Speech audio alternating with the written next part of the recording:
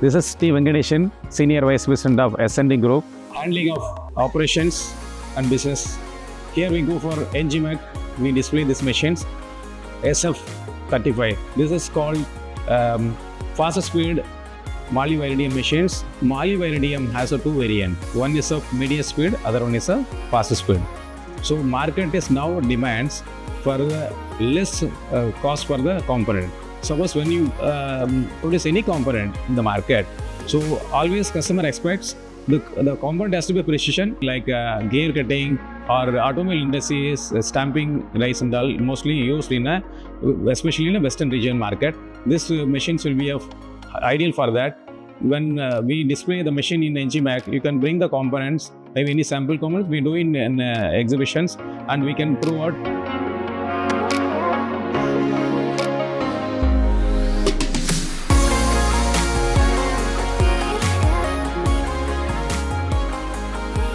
For reusable machines, the cutting speed is much important. Here the fast cutting is happening it with a good RA and the precision also we used here.